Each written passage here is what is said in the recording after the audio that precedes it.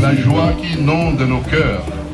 Et cette joie fait en sorte que nous puissions tout oublier. En face de l'événement, un grand événement, nous sommes tout contents de pouvoir maintenant commencer l'Eucharistie. Voilà, l'événement d'aujourd'hui, nous fêtons le bienheureux martyr Isidore Bakanja. Bakanja, c'est l'un de nos deux bienheureux. Je les appelle toujours des faux jumeaux. Et en ce jour, c'est Isidore Bakanja. Hier, nous avions longuement parlé de Bakanja. Et aujourd'hui, c'est sa fête, le 12 août. À cette fête, nous allons joindre un autre événement. Parce que cette année est l'année où nous clôturons le jubilé d'argent d'Isidore Bakanja.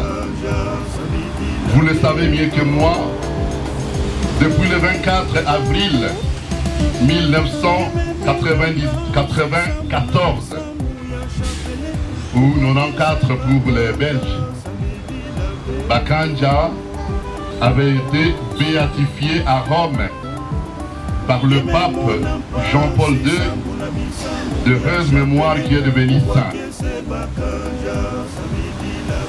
Alors, pour clôturer cet événement, l'Église est en train de cheminer avec tout ce qu'on a connu, la pandémie également.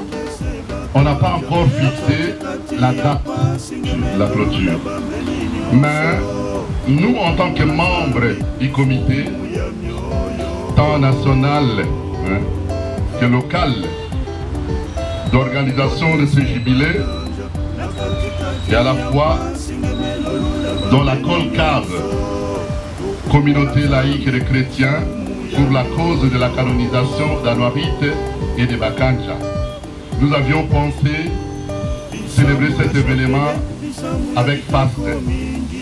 Et à cet effet, on avait besoin de l'érection d'un tout premier panneau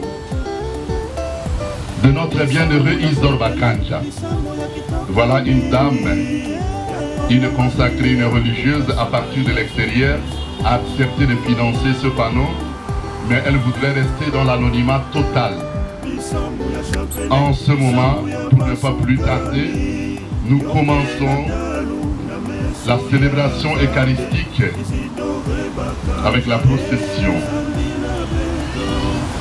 Nous vous invitons à vous mettre debout pour accueillir Son Excellence Monseigneur Léonard Castanda, l'aumônier du sanctuaire, et la suite de sa procession.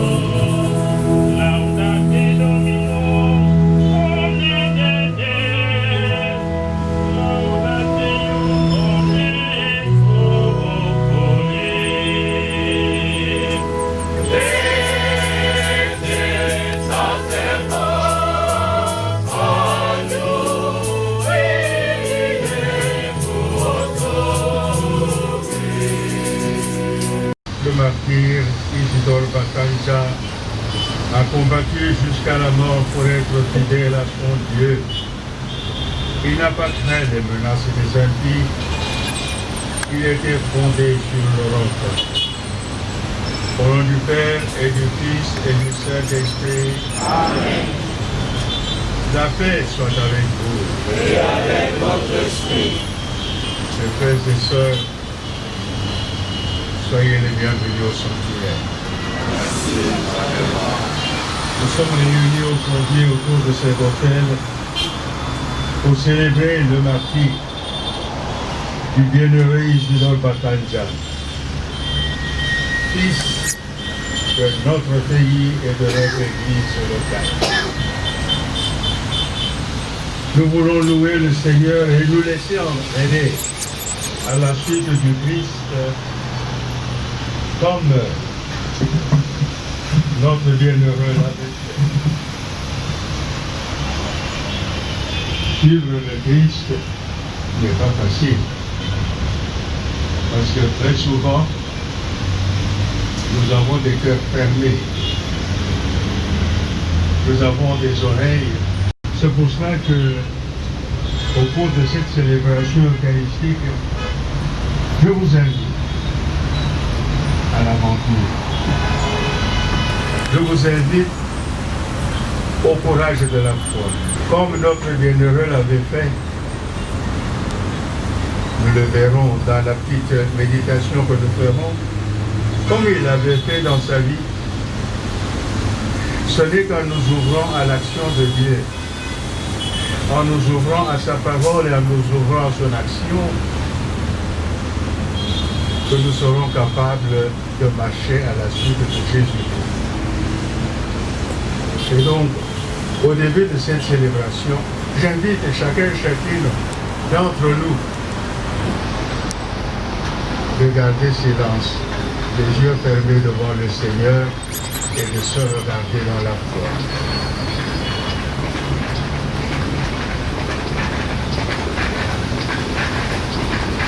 N'est-ce pas que dans nos vies, il y a aussi des rébellions contre nous, contre Dieu? N'est-ce pas qu'il y a des refus à obéir à la grâce?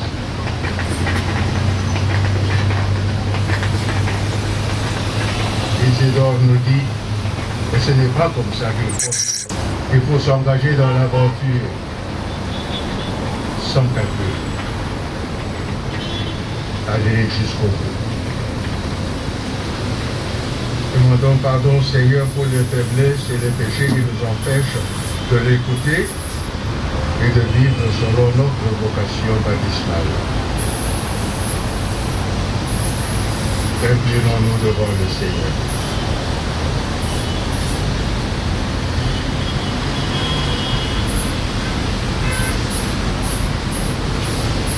Okonji okayo kela inisomawa.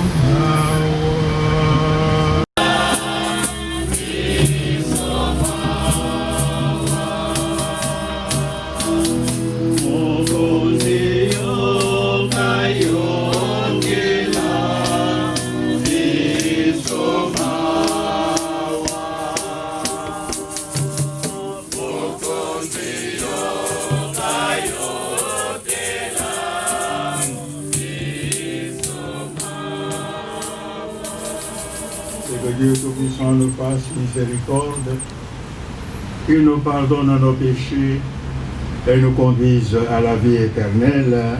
Amen. À présent, avec les anges du ciel, nous qui sommes encore dans cette église qu'on appelle l'église pérégrinante, en marche encore vers le ciel, avec l'église du ciel, avec Isidore Bakanja, et tous les puissants du ciel, nous allons acclamer Dieu par le chant des Gloria.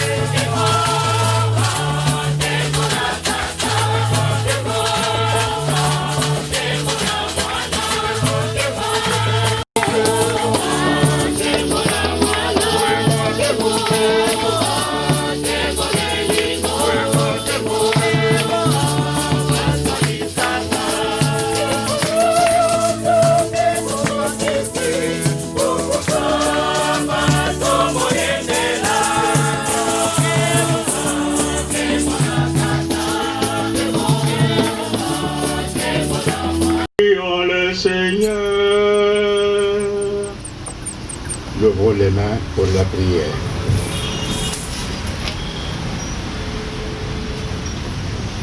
Dieu éternel et tout-puissant, qui a donné au martyr Isidore Bakanja le courage de mourir pour la liberté de la foi. Que sa prière nous obtienne la grâce de supporter toute adversité par amour pour toi et de tendre de toutes nos forces jusqu'à toi qui es notre vie. Par Jésus-Christ ton Fils, notre Seigneur et notre Dieu, vit et règne avec toi dans l'unité du Saint-Esprit, maintenant et pour les siècles des siècles.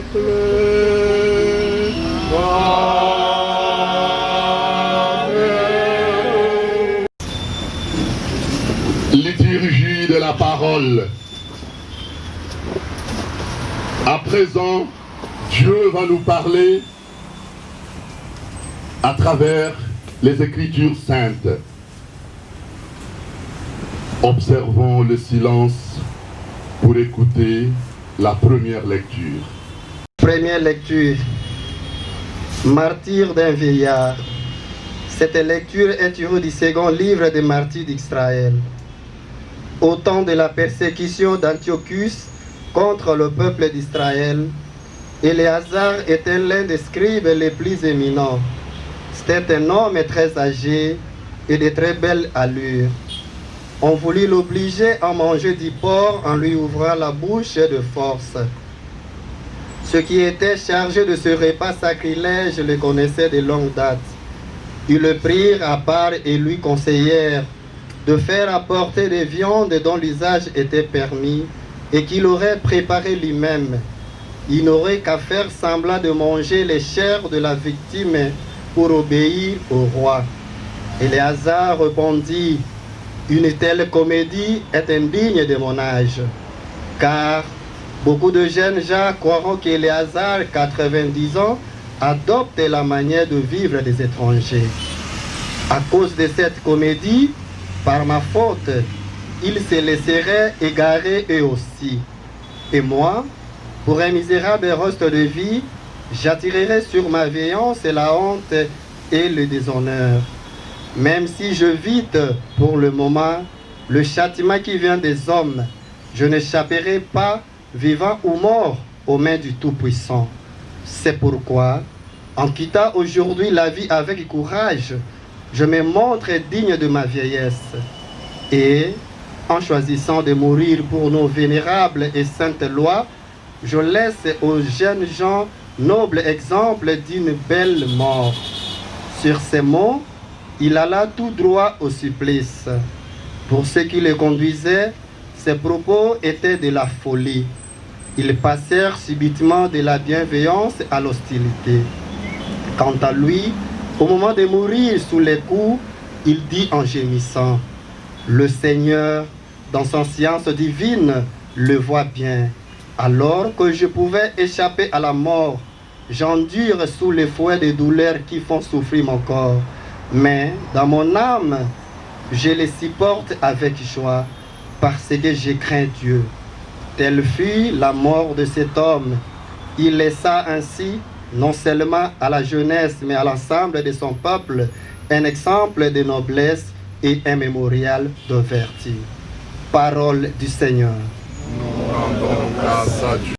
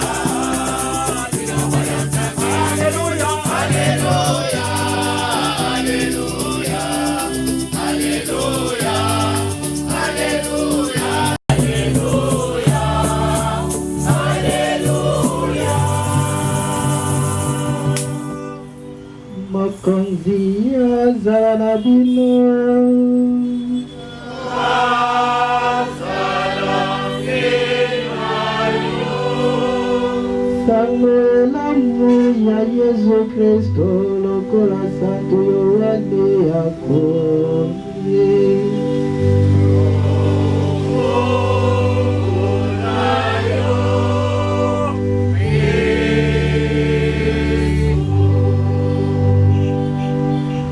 Nous lisons au chapitre 15, le verset 18 jusqu'à 33, où Jésus passait le sermon dans son pain.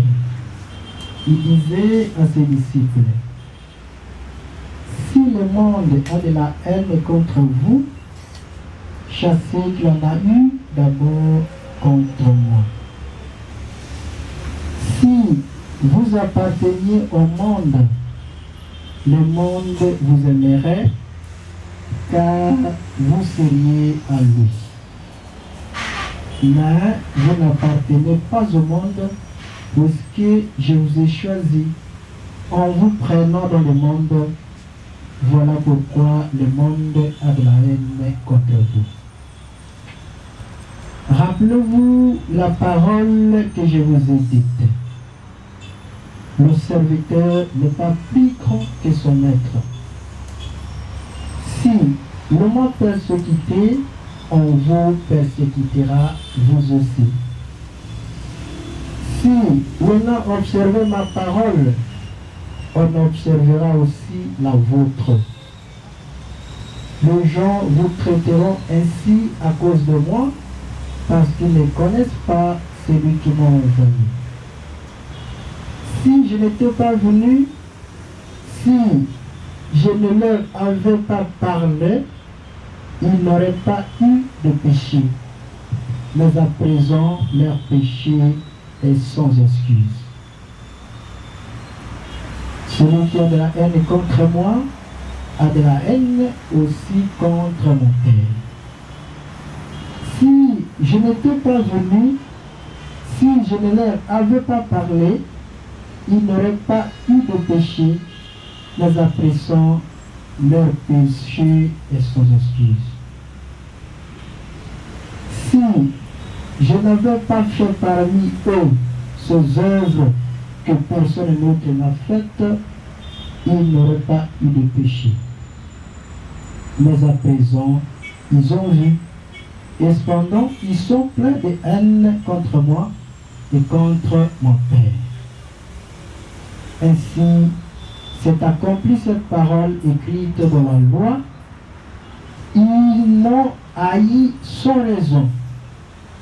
Quand viendra le défenseur que je vous enverrai d'auprès du Père, oui, l'Esprit de vérité qui procède du Père, il rendra témoignage en ma faveur.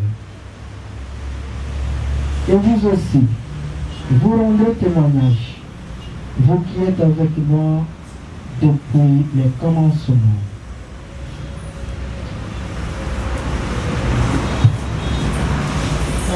Acclamons la parole de Dieu. Louange à toi, Seigneur Jésus.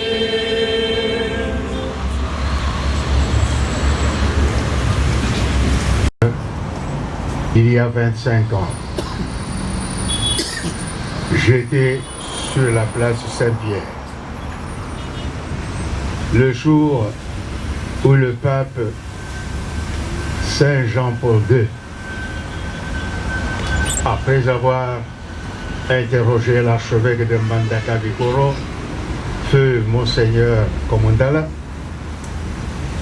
sur l'héroïcité de la vie d'un certain Isidore Bakanja, avait déclaré: nous l'acceptons dans le rang et la dignité d'un bienheureux dans l'Église.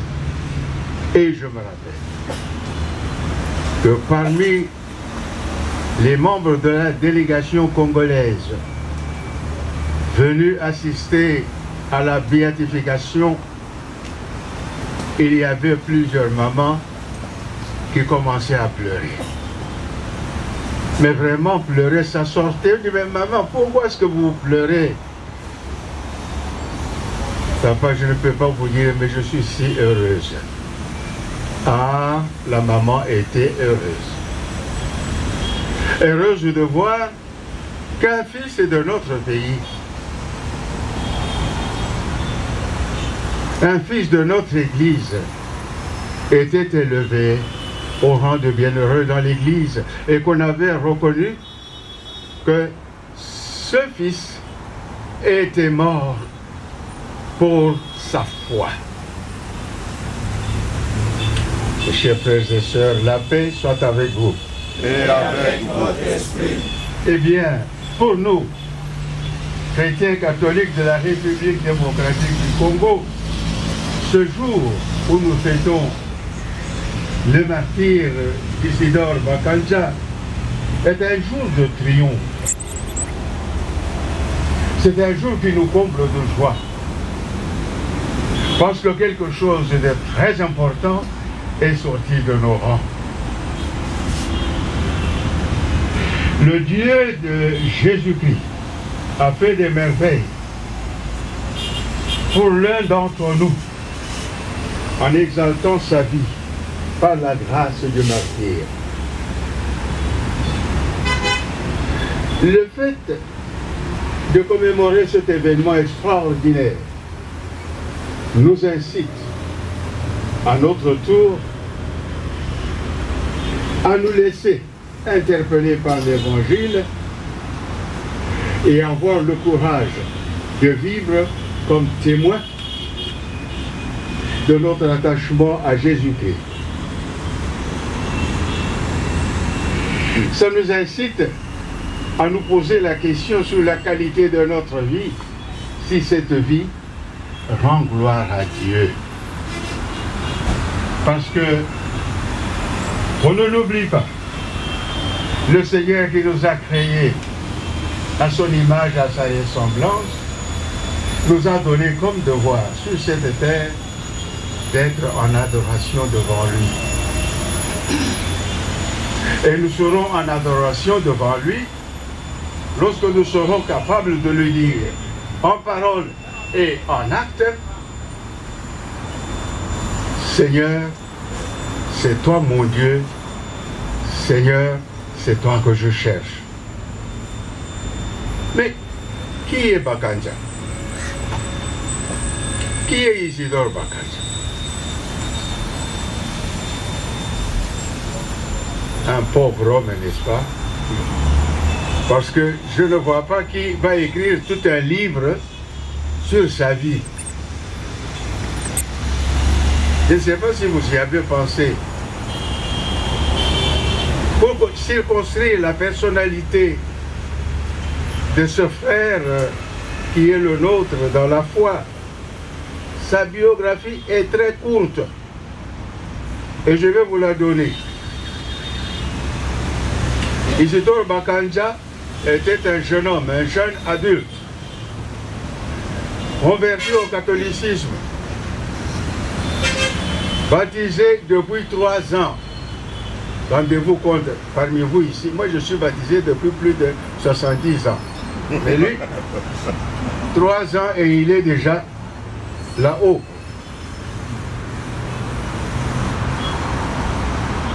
Engagé chez un agent colonial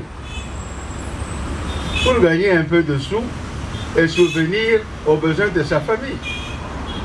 Mais malheureusement, il est tombé chez un agent hostile à la foi chrétienne. Et c'est dans ce milieu-là qu'il doit vivre. Il doit mener sa vie chrétienne. Essayant d'être fidèle à son credo, il a été torturé, malmené jusqu'à la mort par son patron. Et surtout son patron disait, mais si tu veux croire toi seul, c'est bien. Mais pourquoi est-ce que tu enseignes encore aux autres? Donc tu veux encore convertir des gens pour augmenter le nombre de ces crétins. Pas des chrétiens, mais des crétins que je n'aime pas. C'est comme ça que Saint Jean-Paul II, qui l'a béatifié, avait reconnu que ce croyant-là, ce petit Isidore inconnu, a vécu héroïquement sa foi et qu'il mérite d'être exalté et présenté comme un modèle de foi. C'est tout ce que nous savons d'Isidore, vous savez. Les autres là, ce sont des histoires qu'on essaye de monter, mais non. Une vie très simple. Mais comment est-ce que cette vie simple peut faire briller la lumière du salut? Qui est Isidore Bakanja pour nous, chrétiens catholiques de la République démocratique du Congo? Et pourquoi est-ce que les évêques, nos évêques, l'ont pris comme modèle pour le laïcat de notre Église? Voilà la question à nous poser. La réponse à cette question est complexe. C'est paradoxal par rapport